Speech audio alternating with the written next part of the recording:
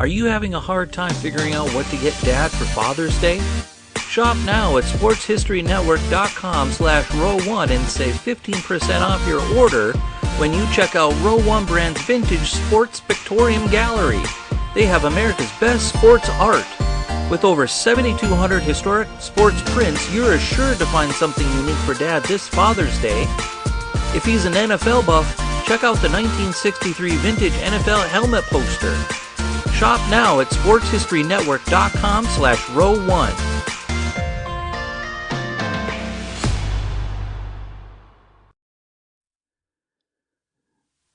This podcast is part of the Sports History Network, your headquarters for the yesteryear of your favorite sport. You can learn more at sportshistorynetwork.com. Hello, old sports, and welcome to the Hello Old Sports podcast on the Sports History Network. This is Dan Newman, along with my co-host Andrew Newman, and this is episode 2 of the Hello Old Sports podcast. Andrew, how are you today? Doing all right, Dan. I'm excited to get into tonight's topic. We did our first episode last week, and it was a good experience. We obviously went very long, so hopefully we'll gradually start to become a little bit more of a well-oiled machine, and we can be a little more concise in our wording. Exactly. So tonight's episode, which may or may not be a 2-part episode, focuses solely on baseball history, and specifically on baseball history in our home state of New York.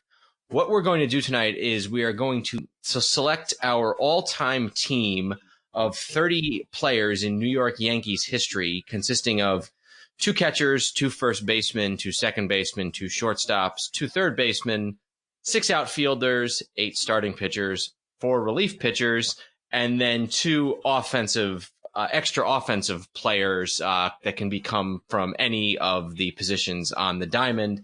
Once we have selected our Yankee team, we will then do the same for all of the New York National League teams, which will be the New York Giants, the Brooklyn Dodgers, and the New York Mets. Now, just a quick note, when we get to the New York National League teams, that will be only teams, players that played post-1900. So both the New York Giants and the Brooklyn team, which had a number of names in its early years, both have rich histories during the 19th century as well. But we kind of figured, just for simplicity's sake, that we would stick to only players that played on those teams after the turn of the 20th century. So we hope in future episodes to discuss 19th century baseball and teams like the New York Gothams and the early New York Giants and the Brooklyn Superbas and all of those great National League New York teams of the 19th. We could get a former player on as a guest.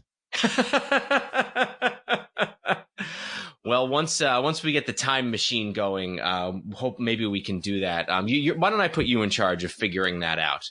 Since you're in New York, so a lot of these guys probably retired in New York, so you can probably get to them a little more easily than I can. I'll give that a shot. And just a couple of, like you were saying with the 19th century, this is hard enough at one point, especially with the National League team, because you can't even compare the same.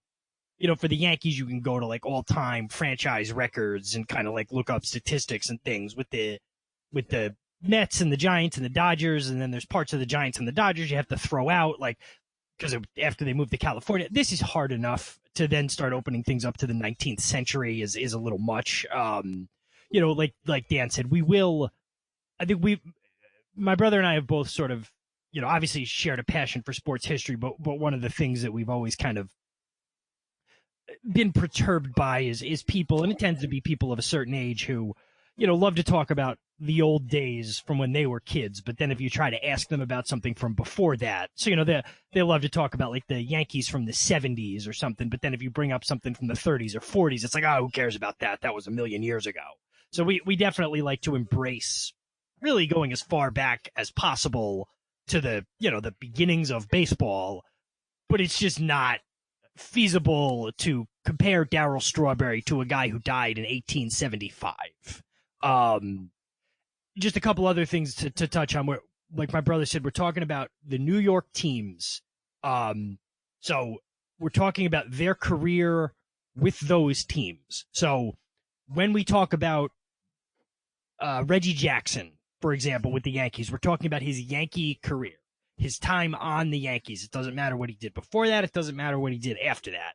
And the same thing with when we talk about the New York teams or talk about the National League teams, we're talking about the time those players spent in New York.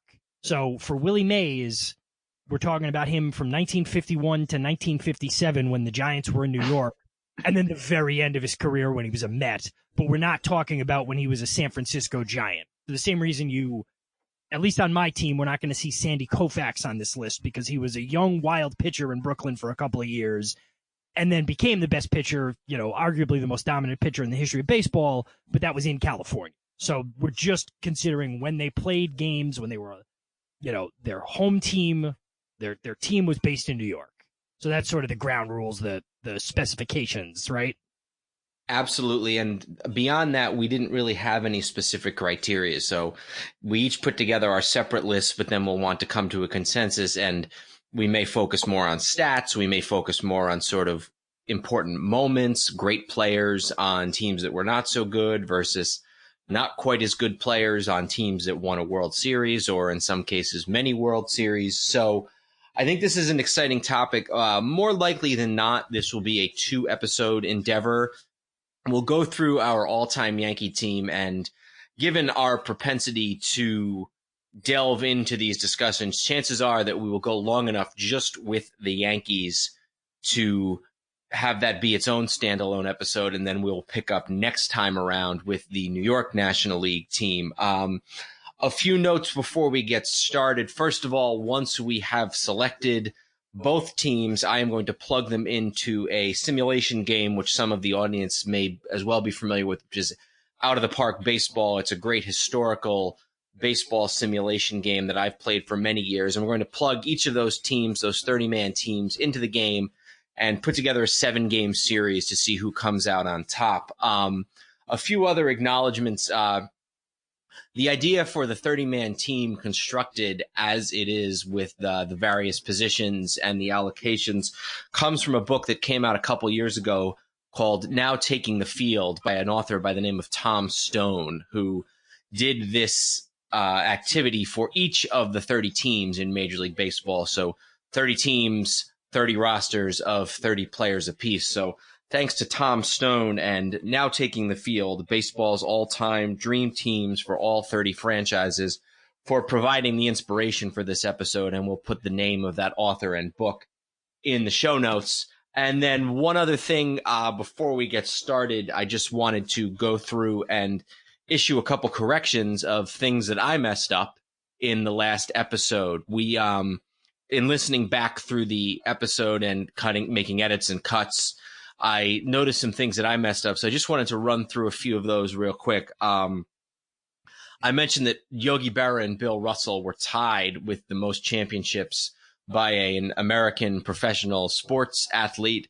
I was wrong about that. Berra has 10 titles, while Russell has 11, so Bill Russell is the all-time leader in championships won. I said that David Ortiz won 4 World Series with the Red Sox. He actually only won 3, 2004, 2007, and 2013. And then I also mentioned the great Dallas Cowboys cornerback, Drew Pearson. Drew Pearson was a wide receiver. I was thinking of Hall of Famer Mel Renfro, a great cornerback for the Dallas Cowboys. So I apologize for the errors. Hopefully there will be less in future weeks, but just wanted to set the record straight on those. And with that, why don't we get started, Andrew, if you're ready, with episode 2, the 30-man all-time roster for the New York Yankees. And the last thing we talked, you said we're going to name 6 outfielders. And I know for me, when I listed the 2 outfields, my starters and my backups, I did specify which position, but sometimes when people do this, they get very specific and, you have to have a right fielder, you have to have a center fielder, you have to have a left fielder. And especially when you're talking about the Yankees, that becomes ridiculous because of the 3 outfielders, technically 2 of them were center fielders. So we'll cross that bridge when we come to it. But I've seen in certain times people really stick to that strictly in a really absurd fashion. So for outfielders, we're going to have a little bit of, as long as they were an outfielder, you can plug them wherever you want in the outfield. Absolutely, and especially with the Yankees, because if you look at left field is particularly weak in Yankees history, or at least comparatively weak. For those who don't know, the New York Yankees, 40 pennants, 27 World Series victories. And with that, why don't we go ahead and get started? And let's start behind the plate with what will probably be one of the most competitive positions, and that is catcher. And Andrew, why don't you tell me a little bit what you were thinking about who the two catchers should be for the New York Yankees? So I went into this right away, and I mean, of course, it's Yogi Berra and Bill Dickey. You think about some of the other guys, and Jorge Posada certainly had a nice career, a very good career as a Yankee. He was on, 4 of those championship teams, and all those years in between, he was on the 09 team as one of the, they called them the Core Four, which is obviously not an accurate name, but it was really the guys left over from the 2000 team. He was kind of was never the captain because of Jeter, but he was the soul of the team. And then you had Thurman Munson, who, again, for fans of a certain age, is really a larger than life sort of idol to Yankee fans who grew up in that era. But, when you just look at this sort of stature of the players and the teams they played on and their roles on those teams, I had Yogi Berra and Bill Dickey as my two catchers on the roster. I would tend to agree. Catcher is certainly a very strong position for the Yankees historically. Bill Dickey came along in the 1930s, but did not manage to win an MVP award because he played played in the same league as guys like DiMaggio and Hank Greenberg, Jimmy Fox, Ted Williams. So never won an MVP, but Berra won, I believe it was 3 MVP awards. And then you have 2 other Yankee catchers, neither of whom are in the Hall of Fame, but both of whom won an MVP award. Elson Howard in 1963, who is perhaps best known as the first black player on the Yankees, and then Thurman Munson in 1976 won an MVP award when the Yankees went back to the World Series for the first time in 12 years. Munson was the MVP, and of course he's probably best known for dying at a young age in a plane crash in 1979 while he was still an active player. But I think you have to go with both Berra and Dickey. Berra played 18 years, Dickey 17. Berra, as I mentioned, won 10 World Series with the Yankees, the most of any player in Major League Baseball history. And Bill Dickey, for his own credit, won, I believe it was, I just have to do a quick count here. Bill Dickey won 7 World Series. And also there's a link between the two men in that they both wore number 8. And Berra early on in his career was a catcher, but he was not a very good defensive catcher. So he had played a lot in the outfield in addition to being a catcher. And when Casey Stengel took over the Yankees in 1949, he brought Bill Dickey in as a coach to work with Yogi Berra. And Berra always credited Dickey for helping him really learn the mechanics of the catching position. So 2 men who have a personal relationship, both in the Hall of Fame, both won many championships. And they are the 2 the 2 catchers on the Yankees all-time team, although I suspect that when we choose our 2 flex players that some of these catchers might get revisited. Who do you think, Andrew, should be the starting catcher between Dickey and Berra? So I went into this thinking it would definitely be Berra, and I am going to go with Berra, but it was a little closer than I thought it was going to be. Looking through Bill Dickey's sort of numbers, knowing they don't tell the whole story, but also that's kind of what I have to go on. That 36 through 39 era where the Yankees won 4 straight championships, which would be the record, if not for the 49 through 53 team. He was arguably the best player on those teams. It might not even be arguable. He was finished fifth, second, and 6th in the MVP voting those 4 years. That was the transition from Gehrig as he fell off and, ultimately had to leave baseball. And then Joe DiMaggio was just coming up as a rookie. And Dickey, if you look at those years, was clearly the best player, had over 100 RBIs and, in the high 20s in home runs every one of those years. That was a really clearly the 4 best years of his career. But when you look at Berra and you look at the longevity, and I did want to circle back real quick with Dickey. 6 championships. I mean, the 28 team, putting him on the 28 team is a little thin, to be honest. He played 10 games that year. Correct. So, I mean, I guess technically, but that's, No, but he won in 32 Mm-hmm. and then 36 through 39. Oh, and then 41 and 43. Okay. Yeah, so 7. I saw that he was in the military. I thought it was 43 and 44. It was actually 44 and 45. So, okay. Yeah, so he won 7. So, and then that's not counting the 28 one. correct. But go ahead. I was just going to say sort of an interesting parallel between the two in that Dickey was sort of the bridge between the Gehrig years and the DiMaggio years, and sort of as DiMaggio was coming up as a rookie and Gehrig was in his decline, Dickey was sort of the consistent leader of the team, and then Berra the same thing during the 5 championships in a row between 49 and 53, and that DiMaggio was on his way out and Mantle was on his way back in, and that was the time period when Berra won his MVP awards. He won one in 51 and then in 54 and 55. So sort of after DiMaggio had sort of started to exit, but before Mantle really came into prominence, Berra was the leader of those Yankee teams of the early 50s. Mm-hmm. So, yeah, I think just Berra, when you compare everything, each individual category, I think Berra has a slight edge, and they add up to Berra getting the nod here, although, like I said, I think it's a little closer than I expected it to be, when I first started looking into it. All right, so let's move on to first base. First base is obviously a great position in Yankee history when you think about Lou Gehrig, but it's also sort of a comparatively weak position. I think we can sort of right off the bat say that Lou Gehrig is both our first choice as well as the starting first baseman. Yes, absolutely. And not to belabor it, but Gehrig, he's a guy who I've talked about before, sort of along the lines of Jackie Robinson, although for obviously different reasons, due to, with Gehrig, it being, the consecutive games played streak, and then, getting sick with the disease that now unofficially bears his name, and then the speech and all of that, people tend to overlook just how dominant of a baseball player he was. I mean, all you have to do, and I won't go number by number, but just look at the years really from 27 through really 37 before he got sick. And every year he was, darn near 150 RBIs, and in some cases up above 170 and 185 one year, and 40 home runs, 30 home runs most of those years, 40 in a bunch of them.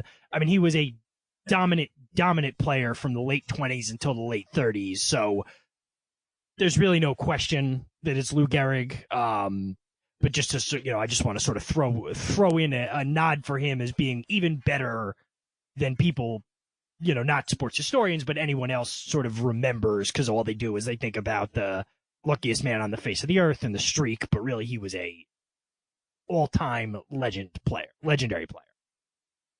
And he gets eclipsed also, in addition to the streak and the speech and the disease, he also gets eclipsed by the fact that he played with Babe Ruth, and Ruth was a larger-than-life figure. It is rare to see a story about Gehrig's playing days that doesn't somehow mention Ruth in one regard or another. So as much as one of the greatest baseball players of all time can be, Gehrig does get lost in the shuffle and underrated a little bit, but first person in any American sport to have his number retired, and certainly is somebody who deserves the top spot among all of the other Yankee first basemen in the team's history.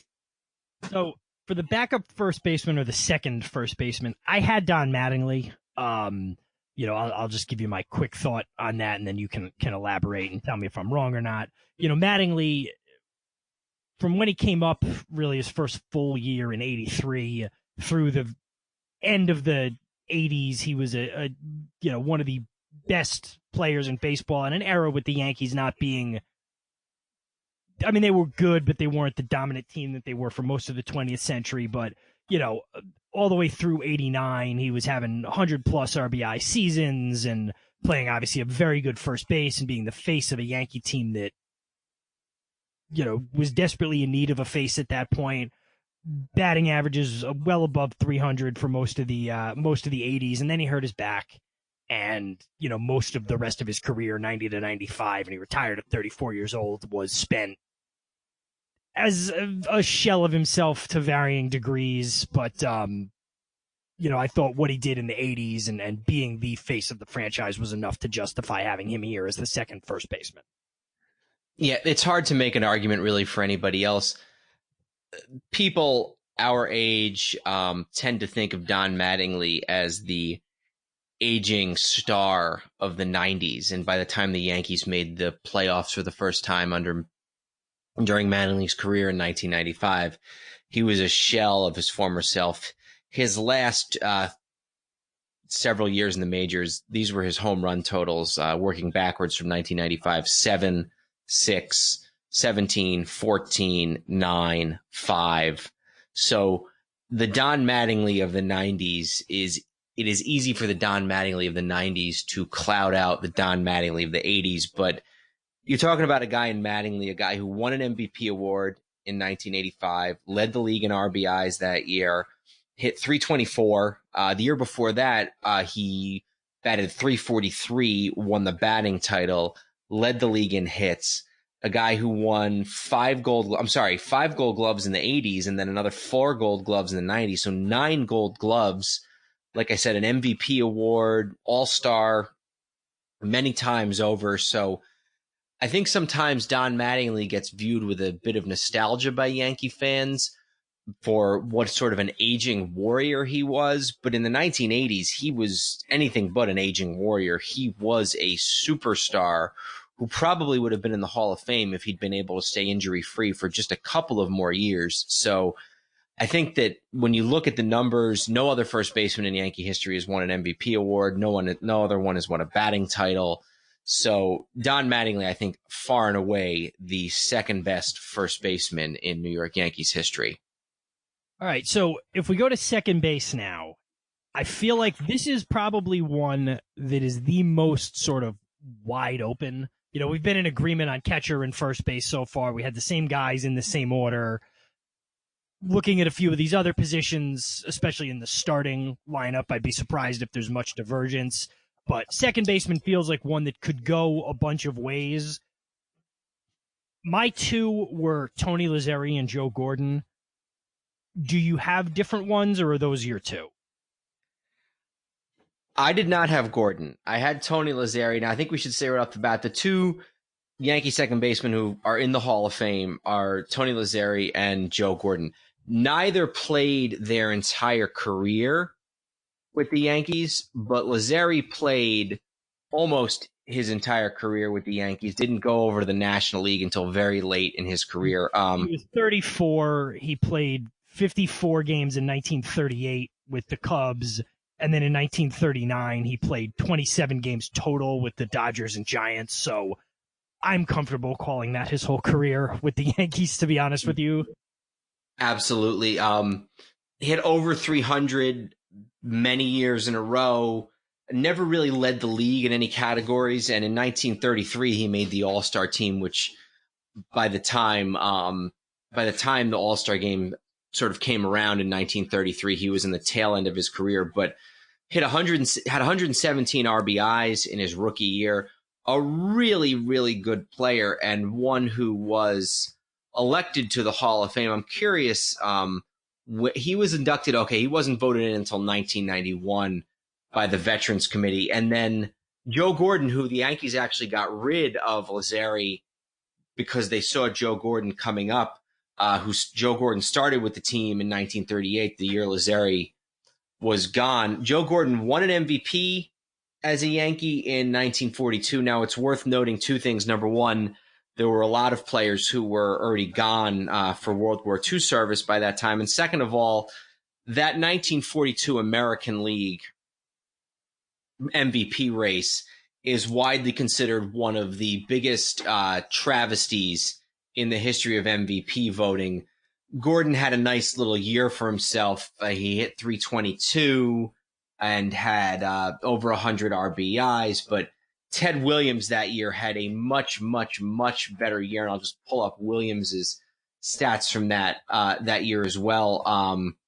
Williams that year hit 356, led the league in hitting, and had 36 home runs and 137 RBIs. So that equates to a triple crown for Ted Williams in 1942, but probably because he didn't get along very well with the sports writers, they gave the MVP to Joe Gordon. So even though Gordon has an MVP as a Yankee, his Yankee career is not really all that impressive. He went on to the Indians for the last few years of his career, won another championship, played in a couple more All-Star games. So while I agree that Lazzari belongs on the list, I just couldn't really put Gordon on there despite some of the things that he did do as a Yankee. My second Yankee second baseman is Robinson Cano. Put up some really solid numbers. He was at or near 25 to 30 home runs almost every year. He was at or near 100 RBIs several times. He won, despite his reputation for being a somewhat lazy player. He won a couple of Gold Gloves. He was a key player on the 2009 championship, led the league in games played in 2009 with 161. So he was an everyday factor for the Yankees in 2009. He hit 320 that year. Actually didn't make the All-Star team that year, interestingly enough. But I kind of went with Cano there. The other one I considered was Willie Randolph, was the all-time leader in WAR for the Yankees at second base. But in some ways, that's sort of a result of the fact that Randolph played 13 years with the Yankees, whereas Cano only played 9. So I think you can make a case for Randolph, Cano, or Gordon in that second spot, but I went with Cano. Yeah, I guess that makes sense. I think, and full disclosure, the second base was the last one I filled in because I kind of went through and filled in some of these ones right away that were easy and then kind of went back and forth. And I think by the time I got there, I was sort of looking at the rest of my infield especially and thought maybe I think I allowed my need to. Sometimes I worry with the Yankees, especially that like I know a lot about the 20s teams and obviously I know about the teams since I grew up. And then, a little of like the 50, like I feel like sometimes the 30s teams I overlook. So I think I might have sort of overcorrected there. You could certainly, the way you laid it out there, it certainly, I guess I never realized that Cano was there as long as he was.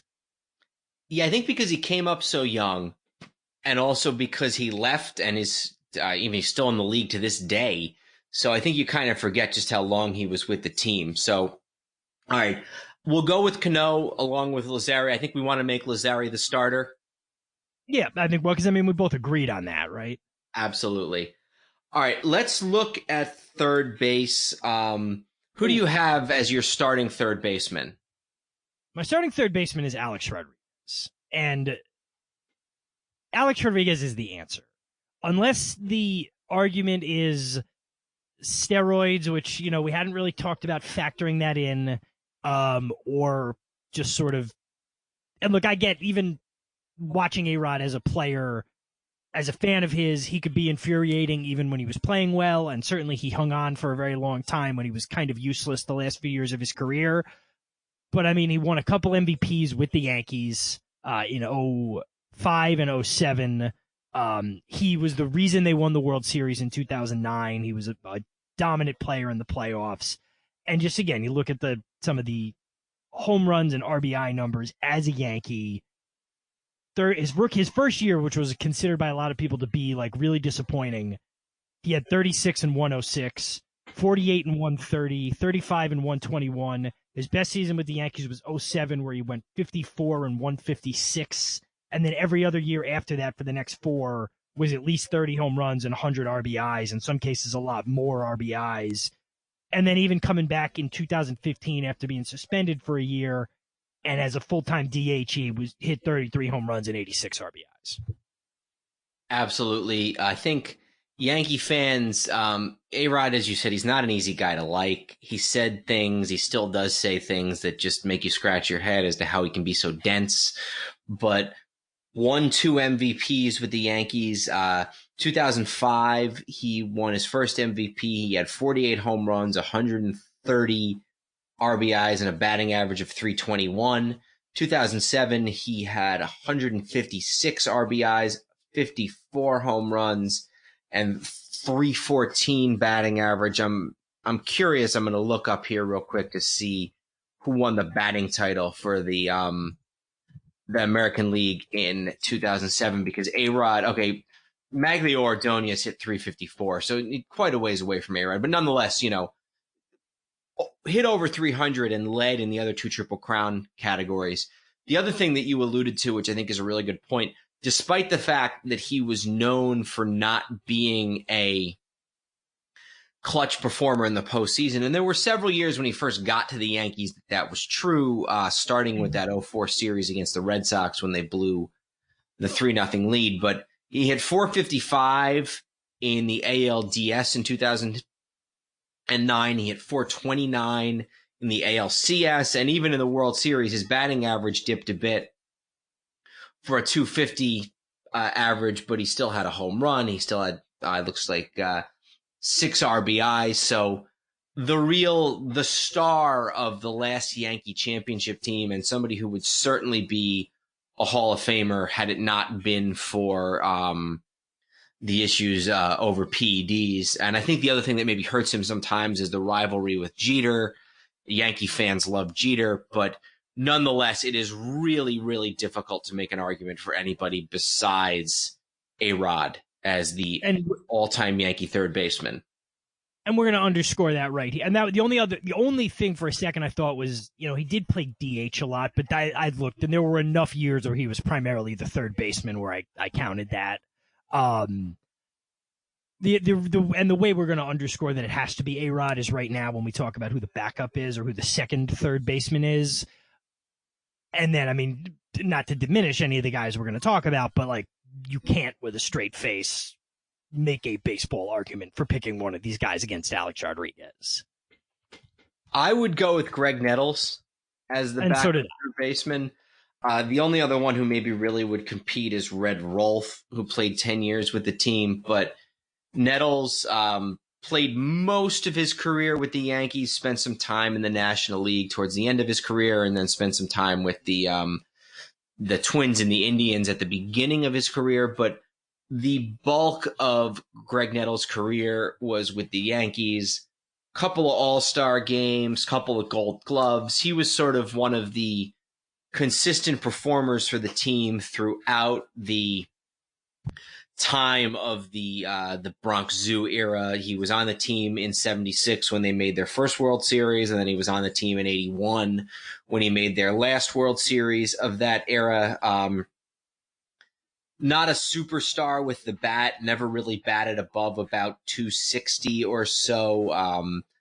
Led the American League in home runs with 32 in 1976, and in 78 put on a performance with the glove where he made a number of sort of highlight reel stops at third base during the 1978 World Series against the Dodgers. So widely regarded as a great teammate, somebody who was a leader on the team, a consistent presence in a time when, let's be honest, the time when they didn't really have a lot of consistent presences. So really, again, you could look at Red Rolfe, you could look at a home run Baker, who was a Hall of Famer, who played a few years with the Yankees, Clete Boyer, Wade Boggs, some of these guys who had a couple good years for the Yankees. But I think if you look at third base, it's probably one of the weakest positions on the diamond for the Yankees, relatively speaking. Most teams would love to have the Yankees' third base history, but I think it's A-Rod and then Nettles as the backup. Yep. Yeah, I think if you look at it, probably looking at sort of the quote-unquote backup team, I think third base is probably the weakest position, at least that I have listed here. Again, taking A-Rod just on the numbers, I would think probably second base is the weakest in the starting 9. But Yeah, it did. It's not overall. I looked at a guy like Clete Boyer because I knew he was a very, very good defensive third baseman. But then you look and you're like, he really wasn't. He wasn't around very long to begin with. You know what I mean? So I think Absolutely. it definitely is Nettles. That would lead us into shortstop to wrap up the infield. We've been in pretty good agreement here, and in the infield, and I assume this will continue here. Jeter and then Rizzuto was my order. Yeah, it's hard to go anywhere else. Jeter obviously is the selection at shortstop. He's obviously the best shortstop in Yankee history. Maybe gets a little bit overrated historically as far as what a great player he was in the history of baseball. But in Yankee history, 5 championships, only Yankee in history to have 3,000 hits, played 20 years, team captain, you name it. Derek Jeter, and then should have been the MVP in 2006, so he'd at least have an MVP to his name, and they gave it to Morneau. Yeah, which is silly. I agree. And then World Series MVP in 2000, a guy who, again, does it get overestimated a little bit? Sure, but a guy who did a lot of the intangible things that led the Yankees during all of those years. He was the consistent presence. And then the only other guy who's in the Hall of Fame at shortstop for the Yankees is Phil Rizzuto. Rizzuto, sort of somebody who I would put him sort of in the category of being a very good player. Probably was not what you would consider a great player. His Hall of Fame induction is something that's a little bit dubious. There's some questions, and I probably share some of them about whether or not Rizzuto actually does belong in the Hall of Fame, but won an MVP award in 1950 and a well-deserved MVP award. He hit 324 that year, and really did have a really good year in 1950, but that was the only year other than his rookie year that he ever batted 300. So, again, a very good player, a winning player, a great teammate, and obviously a great Yankee, given that he stayed associated with the team for 40 years as a broadcaster after he left after his playing career ended in 1956. So a very good player, not a great player, but certainly somebody who deserves the nod over players like Roger Peckinpah, Frank Crosetti, Tony Kubek, those types of guys. So I think we're going to go with Rizzuto and Jeter as the starter. Yep, and just I wanted to touch on one thing with Jeter before we move on. I think you're right in that he's overrated in the sort of like aura and intangibles and like, oh, well, he just refused to lose. The things guys kind of say who just like they're trying to write a column or whatever, or they're trying to be profound. But I think as a player, he almost gets, I don't know if underrated is the right word, but I think he gets unfairly maligned. But as the defensive metrics like advanced more, it seems like every time there was an article about Derek Jeter's defense, he went down a notch to the point where he was like the worst player at any position in the history of baseball defensively. It went from like, oh, he's actually not as good defensively as you think, to like, oh, he's actually average, to he's below average, to he's the worst shortstop in baseball defensively. It just like kept going down. And then the same thing with the offense. I mean, whatever your thoughts are on new stats, on old stats, hits is a foundational stat. And he's what, 6th all time in hits, 7th all time in hits? It's thereabouts, yeah. Yeah, I mean, and he probably was, if he played another season or two, could have gotten as high as 3rd, but he didn't want to, that wasn't what he was interested in. But yeah, he's 6th all time in hits, and the ones he's behind are Pete Rose, Ty Cobb, Hank Aaron, Stan Musial, and Tris Speaker. Mm-hmm. I mean, those are immortals. So again, just we don't need to spend forever memorializing Derek Jeter, but I think he's both overrated, the whole intangible thing, and a little bit either underrated or slighted his actual baseball career. I think that's right. I think there's a certain breed of sports writer or commentator who resents the Yankees so much that they want to tell you that, Derek Jeter was no better than Jim Thome or, Harold Baines and the intangibles with Jeter. Intangibles can be overestimated, but they do matter. And so I'm comfortable with the position in history, both Yankee history and baseball history, that Derek Jeter has taken. Why don't we move to the outfield? And we were planning to select 6 outfielders. I'd imagine that we can sort of cross the first 3 off the list, the starting outfield, pretty quickly. Babe Ruth, Mickey Mantle, Joe DiMaggio. I think we might as well go ahead and make the selection right now. I would say that Mantle probably deserves to be the starting center fielder, and we move DiMaggio over to the corner because Mantle did play the position longer and probably just had a slightly better career. And this is a conversation for another time, but Mantle had a slightly better career than DiMaggio. So I think we can leave Mantle in center and move DiMaggio over to the corner. Okay, I had listed DiMaggio at center. I guess just because I was thinking, and I know DiMaggio had issues later in his career too, but I guess I was just thinking sort of on the balance with Mantle, the number of injuries he had to deal with, and at any given time, how hobbled was he by that? But it's really not.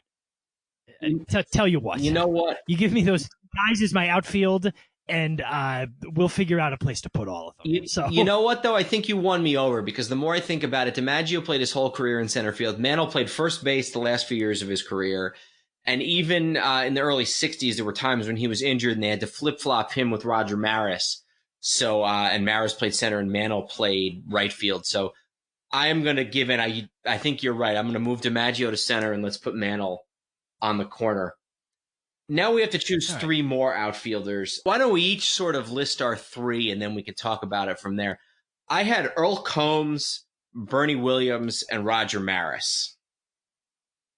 Okay, we only agree on one, actually. And it's one I didn't think we would agree on. I went with Bernie as my center fielder, as my second center fielder. So probably on balance, the best player on the late 90s, early 2000 teams that actually won the championships. I mean, Jeter was young and upcoming, and they had good pitching, but like the best day-to-day player during those teams was Bernie Williams. And before that, he'd been around for a few years before that, but, won the batting title in 98, was an all-star all of those years that they won all those championships. Gold Glove from 97 to 2000, never had much of an arm, but he was still a very good defensive center fielder. Actually had a higher batting average in 99 than he did when he won the batting title in 98. He was 339 and then 342. Over 100 RBIs or right around there most of the time. So I think we definitely both agree on Bernie. The next one I went with was Winfield. And I was actually blown away by how good Winfield's numbers were as a Yankee. I know a lot of people talk about him as a Padre, but as I looked him up, just to get a sort of sense of it. I mean, he was a Yankee the whole 80s. He was a Yankee longer than you think. And then if you look, he was an all-star every year. He was a Yankee. He was finished between 7th and 11th in the MVP for about 5 straight years as a Yankee. Over 100 RBIs every year except 81. And that was obviously a year where they missed a lot of games because of the strike. Again, another guy who was much more maligned for a while by his owner, but also just for not being Reggie Jackson. So I went with Winfield, and then I finally did go with Reggie.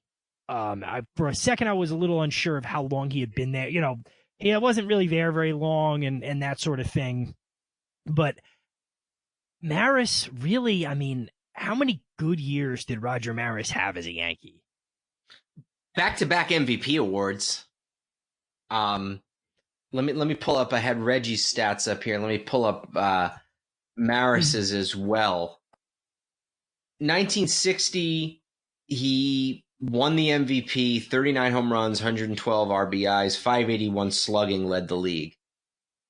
1961 led the league, obviously 61 home runs, 141 RBIs, and then 62, 100 RBIs, 33. So, yeah, I guess really only a decent player, but only played 90 games in 1963. So, all right, I think I'm willing to to abandon Maris, let me go way back here. Earl Combs, who is in the Hall of Fame, gets eclipsed by the fact that he played with Ruth and Gehrig and Lazzari and later Dickey. But a guy who's in the Hall of Fame, hit over 300 almost every year of his career, including years like 345, 344. So 356 in 1928. Yeah, so I'm 27, excuse me, it was 27 at 356. My guess is that the presence of Earl Combs in the Hall of Fame, 1970, that was during the era when some guys who were getting let into the Hall of Fame maybe necessarily weren't entirely deserving of it. Here's my issue with Reggie. He had big moments for the Yankees, but he also sort of had a lot of stinkers, and there were many times when Billy Martin even benched him. Now, part of that was because of the conflict between Reggie and Billy Martin was nobody's picture of sanity. But Reggie's last year with the Yankees, he only played 5. He hit only 237, only had 15 home runs, only played 94 games, and so I'm guessing there were some injuries, not to mention a strike, but 237. I guess maybe I'm inclined to suggest a little bit of a compromise here and maybe go with Combs and Winfield. Yeah, I think that's, like I said, Jackson was my last one, and that was sort of, I looked at Jackson and I looked at Winfield, or not Winfield, I looked at Reggie, I looked at Combs, I looked at Maris, and I was really trying to, I guess maybe it is Reggie, but yeah, I think Combs and Winfield is a good, I would fight more on getting Winfield in there, so I think that makes sense. All right, my guess is that we'll probably be able to get to the pitchers a little more quickly, so who do we want to put as sort of our 2 last-minute roster additions here? My suggestion was for the 2 catchers, was for Elston Howard and Thurman Munson. Did you have anybody that you felt strongly about? So I had Elston, so we definitely agree on him. I had Willie Randolph over Thurman Munson. I know we talked about him a little bit with the second baseman. Again, another guy, just kind of a different type of player than we have on this list in a lot of different places. Now, I know he played on a bunch of other teams, but he was a Yankee again from 76 to 88 exclusively. He was a Yankee, so he was there a very long time. He's an all-star a handful of time, numbers that don't blow you away, but, at a position that wasn't exactly the strongest position. So that's why I had Willie in there. If you make the case for Munson, I could certainly see where you'd put Munson in over him. I wasn't going to put 4 guys at the same position. I think that's fair. I think if we were just talking Munson versus Randolph, I might be able to make a stronger case for Munson. But given that we already have 3 catchers, why don't we throw Randolph on there? So let me just run through before we get to the pitching. Our catchers, Yogi Berra, Bill Dickey, and Elston Howard, and I'm listing the starter at each position first here. First baseman, Lou Gehrig and Don Mattingly. Second baseman, Tony Push-em-up Lazzari and Robinson Cano. Third base, Alex Rodriguez and Greg Nettles. Shortstop, Derek Jeter and Phil Rizzuto. And then in the outfield, we have starters of Babe Ruth, Mickey Mantle, and Joe DiMaggio, and backups of Earl Combs, Bernie Williams, and Dave Winfield. Let's turn now to the pitchers. Let's do relievers first, because I have a feeling that's going to be quicker, and then we can take it home with the All right, starters. who are your 4 relievers? Obviously, Mariano Rivera's one. I went with both guys from the 70s. I went with Goose Gossage and Sparky Lyle. And then my 4th reliever was Johnny Murphy from the 30s and 40s.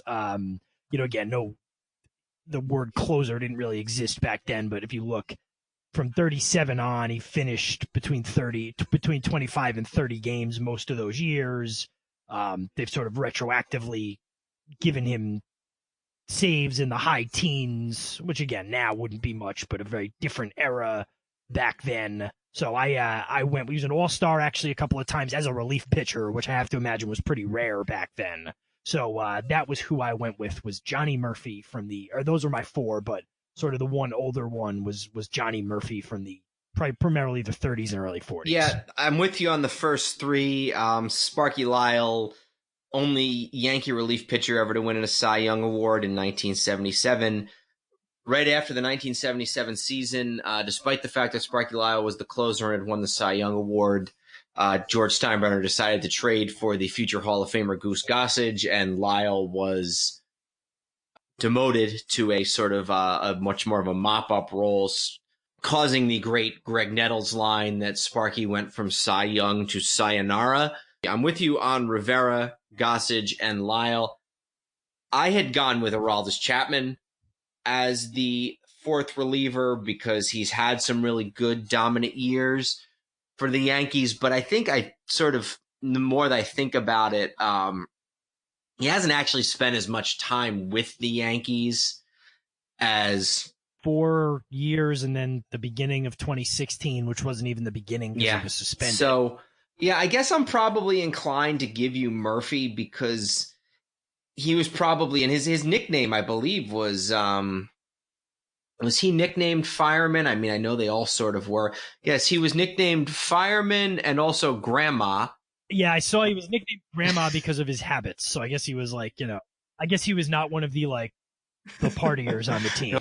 Now, you know what? I think I'm going to give you Murphy because of his importance to winning teams as opposed to Chapman sort of not having had that much of that importance as of yet. So, yeah, I will give you I'll give you Johnny Murphy there. So our relief pitchers, Mariano Rivera, of course, Goose Gossage, Sparky Lyle, and Johnny Murphy. Now we are on to the starting pitchers, and why don't you sort of list yours off, list your 8 off, and I will tell you whether I have each of those or not, and maybe give you a little bit of detail. So go ahead. Okay. All right, and as I'll list these in order of when I put them on the list, meaning how sure I was going to be that they were going to be one of the top 8.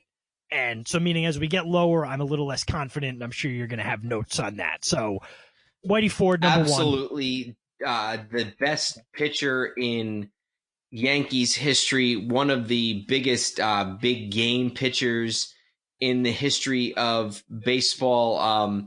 Only won one Cy Young Award in 1961, but keep in mind that the Cy Young Award didn't come around in the mid-1950s. And also when he won it in 61, that was a time when the award was given to only one pitcher in all of baseball. Casey Stengel tended to hold Ford out to only pitch him in big games. But in 1961, Ralph Houck takes over. Ford makes 6 more starts than he had the previous year, goes 25-4. 2 years later, he goes 24-7. Still to this day holds the record for most consecutive scoreless innings in World Series play. So first ballot Hall of Famer, one of the best pitchers in baseball history, one of the best left-handers, one of the best postseason pitchers, and for my money, definitely the best pitcher in Yankee history. So I'm with you on Whitey Ford. All right. The next one I have is Andy Pettitte. I had Pettitte too. Borderline Hall of Famer, probably doesn't get in because of some of the issues he had with HGH, but a great big game pitcher for the Yankees every year from 1996 to the early 2000 teens, minus a couple years in Houston.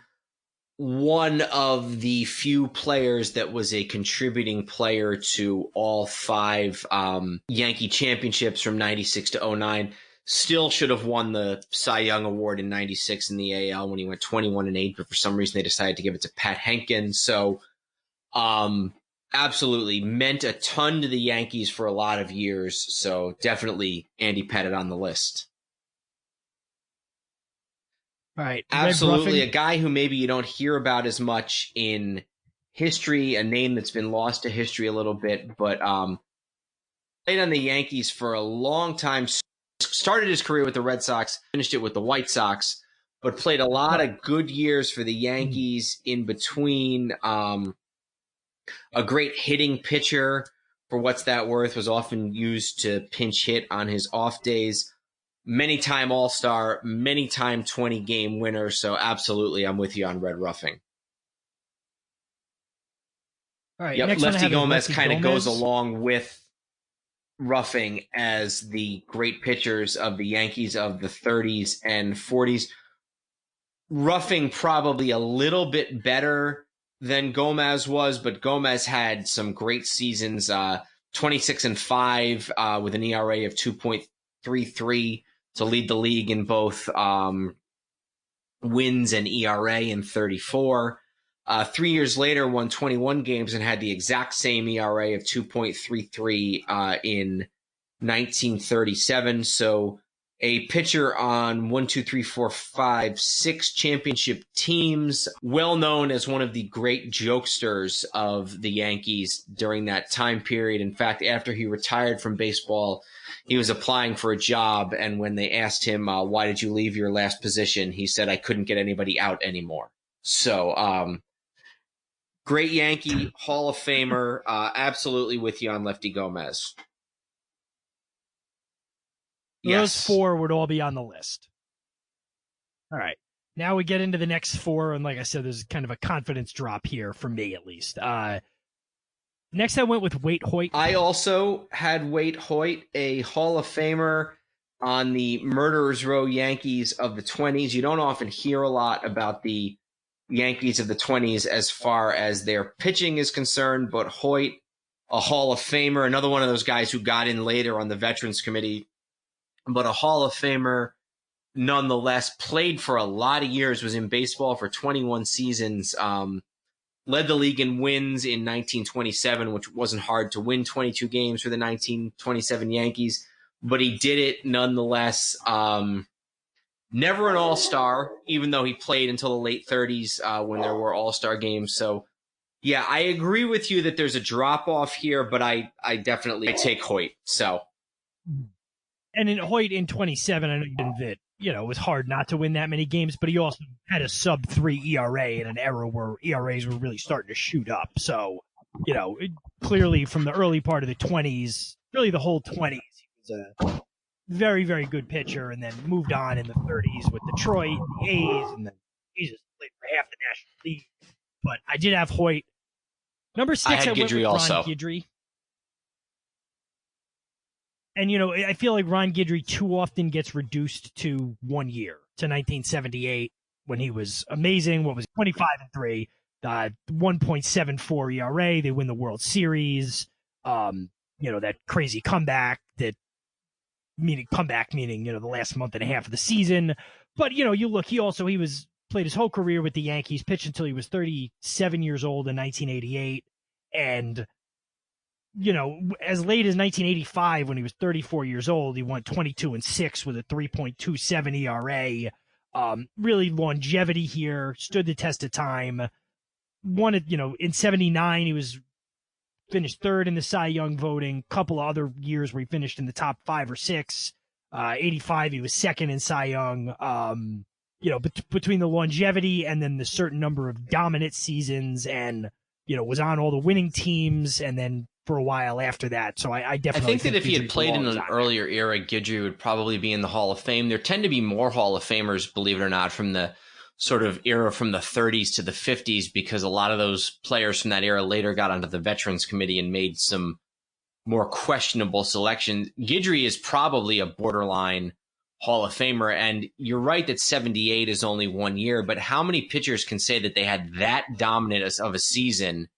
And if Guidry is not on that Yankee team in 1978, they do not catch the Red Sox and win the American League East and then go on to win the World Series. So, absolutely, I'm with you on Guidry. Close. All right, so the last two guys I have here, now going way back again, a guy who played a bunch of his career elsewhere, but from 23 through 33, he was a Yankee, so basically his whole 30s. Herb Pennock was also he was on the same teams that Hoyt was, and we talked about. Was actually better in terms of ERA most of those years. He won his best year win-wise was actually in 26 when he won 23 games. best year ERA wise would have been in 28 when he was 17-6 with a 2.56 ERA. 20 plus wins a couple of times, high teens a bunch of other times, and in an era again where ERAs were moving rapidly in an upward direction, was very, very good for a lot of very, very I did not teams. have Pennick. Hall of Famer, another one of those guys who's sort of a borderline Hall of Famer, Okay. but I did not have Pennick. So why don't we move on, and we'll hash that out in a couple of minutes. So we agreed on the first 6, which is interesting. And then the last one I had was Allie Reynolds. Again, I was sort of looking at a bunch of different ones, and maybe possibly not, maybe rightly or wrongly, I was kind of thinking that we don't really have a pitcher from that era there, like the late 40s or like the DiMaggio teams. And I know he was on a little bit later, but, I looked and had a really good year in 52 when ERA just over 2, and was on all those teams that won the 5 straight, was an all-star most of those years except for 51, was probably their best pitcher all of those years, definitely was their best pitcher all of those years. So 51, he was finished 3rd in the MVP. 52nd, he finished 2nd in the MVP. I did not have Reynolds either. as my The last big pitcher. 3 of the late 40s, early 50s, Eddie Lopat, Vic Raschi, and Allie Reynolds. Reynolds is sort of considered the first among equals. He is the only one of the 3, for instance, who has a plaque in Monument Park at Yankee Stadium. So obviously there was something about Reynolds that the other 3 did not have that led the team to want to honor him with a plaque in Monument Park. He was a guy who I think it was in the 52 season, it might have been 53, there was Yankees team bus, had an accident, and Reynolds was injured somewhat significantly, but not overly so, and made it harder for him to pitch as a starter. So then in his last couple of years converted himself to a relief pitcher, and one of the best relief pitchers in the American League in the early to mid 50s in 53 and 54. So led the league in ERA once, 120 game season. By no means a great pitcher, but by no means a Hall of Famer, but a very good pitcher, and definitely the first among equals of the big 3 of the late 40s and early 50s. I did not have either of those. So let me tell you who my final 2 were. For my first one, I went all the way back to the beginning of the franchise, and I went to a Hall of Famer by the name of Jack Chesbro, who was on what was then the New York Highlanders for the first 6 or 7 years of their existence. Won 40 games in 1904 for the Yankees, which was the only Yankee team prior to the Ruth years that came close to winning a championship. 41-12 with an ERA of 1.82. Obviously a pitcher's era, but the fact that he's in the Hall of Fame and the fact that he did that 41 game season led me to include him on my list. And then my other pitcher was Roger Clemens. I think the steroid stuff and the fact that he was so good for other teams in Boston, Toronto, and even Houston kind of leads you maybe to go away from Clemens a little bit, but did win a Cy Young Award as a Yankee with a 20-3 record in 2001 and an 870 win-loss percentage.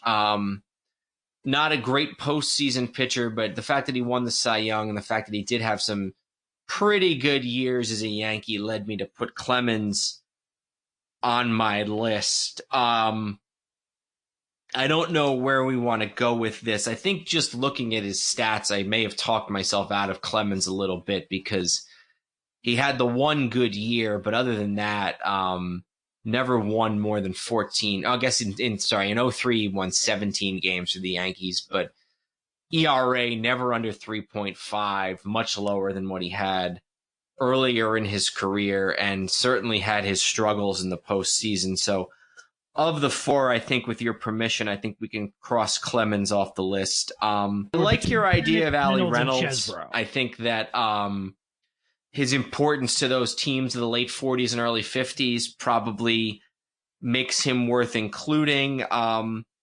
So maybe I would suggest another compromise here where we go with Chesbro and Reynolds, because Pennick, despite the fact that he's in the Hall of Fame, doesn't really have particularly impressive numbers. In fact, there are some people who think that some of the other players from the 20s, some of the other pitchers like Urban Shocker or Bob Shockey maybe are more deserving of being in the Hall of Fame than Herb Pennock. So our Chesbro starting would pitchers, certainly be Whitey the one. Ford, Lefty Gomez, Red Ruffing, Waite Hoyt, Ron Guidry, Ali Reynolds, and Jack Chesbro. And our bullpen will consist of Mariano Rivera, Goose Gossage, Sparky Lyle, and Johnny Grandma Murphy. So I think we have our 30-man team. I think any concerns that we might run short on this and have to go to the National League team, I think we're not well founded. Now let me just because we didn't talk about this, and I know we're getting to the point where we want to wrap up here, but who do we have to manage? So my initial thing, you could certainly look and say who's the best player, who's the most successful, best manager in Yankees history. But I'll throw the wrinkle in there of if this were a real team and some of the people involved and some of the egos involved and, all of that, just to factor that in there. I don't know if that changes the decision, but just to factor it in there. No, I don't think my so. original thought was to be between Stengel and McCarthy because they're the two winningest players. And I think I was slightly leaning McCarthy because McCarthy sort of won. He was a good manager elsewhere beyond just with the Yankees, which Stengel really wasn't. Given your criteria, I'm almost tempted to go with Joe Torre because Joe Torre showed himself in his years with the Yankees quite adept at handling egos. Johnny Damon, Hideki Matsui, A-Rod, Randy Johnson, Clemens. I was going to say, that's two interesting guys to start with. Sheffield's another one, yeah. So Gary Sheffield? I don't know why I thought of those two guys first, but no, that's a fair point. So anyway, you take my drift. Either Stengel or Torrey. Stengel's certainly the one who had the most success. As I was waiting to talk, I was like, I wonder if you factored in actually managing this team. A guy like McCarthy, I think we know probably would fly real big with Babe Ruth because he didn't the first time, and I don't imagine Mickey Mantle and some of those guys from those partying teams would have been his biggest supporters either. But it's all as Casey Stengel says, being with a woman never hurt a ball player. It's staying up all night looking for a woman that does him in.